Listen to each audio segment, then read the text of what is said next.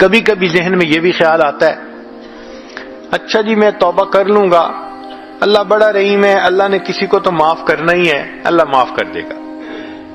بھئی اللہ رحیم ہے، معاف کر دیں گے، یہاں تک تو بات ہے صحیح، لیکن اگر موت کے وقت ایمان ہی سلامت نہ رہا تو پھر کیا بنے گا؟ حدیث پاک میں ہے کتنے لوگ ہوتے ہیں ان کے نام ساری زندگی مسلمانوں کی فہرست میں رہتے ہیں، موت کا وقت آتا ہے ان کا نام مسلمانوں کی فہرست سے خارج کر دیا جاتا ہے۔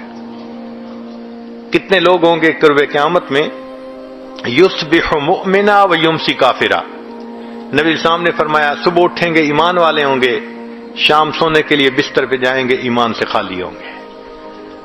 تو بھائی یہ جو ایمان سلب ہونے کی بھی باتیں ہیں، کہیں ایسا تو نہیں کہ گناہوں کے بد اثرات کی وجہ سے ایمان ہی سلب ہو جائے، پھر کیا بنے گا؟ رحمت تو ہوگی نا ان کے لیے جو ایمان کے ساتھ چلے گئے، اور ایمان سے ہی محروم تو پھر کہاں سے رحمت کا سوال پیدا ہوا؟ اور علماء نے لکھا ہے کہ کچھ گناہوں کے بد اثرات عین موت کے وقت ظاہر ہوتے ہیں، ان میں سے ایک گناہ زنا کا گناہ ہے۔ اس زنا کے گناہ کے اثرات دنیا میں تو ہوتے ہی ہیں، موت کے وقت بھی ظاہر ہوتے ہیں۔ میں نے ایک مرتبہ حضرت مرشد عالم رحمۃ اللہ علیہ سے یہ بات پوچھی، حضرت میں چھوٹا بھی ہوں، کم علم بھی ہوں، ناسمجھ بھی ہوں، تو مجھے کچھ باتیں نہیں سمجھ میں آتی، آپ اگر اجازت دیں تو میں آپ سے پوچھ لیا کروں۔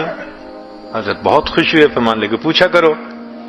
تو میں نے یہ سوال پوچھا کہ حضرت تلبیس ابلیس کتاب میں ایک واقعہ پڑھا ہے، ایک حافظ قرآن تھا جس نے کہ بد نظری کی، شہوت کی نظر کسی پر ڈالی، اور اس کی وجہ سے 20 سال کے بعد وہ قرآن پاک سے محروم ہو گیا، قرآن پاک سینے سے ہی نکل گیا۔ تو میں نے کہا کہ حضرت اس ایک مرتبہ کسی غیر کو دیکھنے پر اتنی بڑی محرومی کہ قرآن پاک سے محروم ہو گیا، یہ تو بہت بڑی سزا ہے۔ تو حضرت نے فرمایا اصل میں یہ اللہ کی غیرت کا معاملہ ہے۔ وہ کیسے؟ کہ اللہ تعالیٰ چاہتے ہیں میرے بندے، نعمتیں میں نے دیں، پیدا میں نے کیا، اب تیرا دل میری محبت کے لیے وقف ہونا چاہیے، یہ میرا گھر ہے۔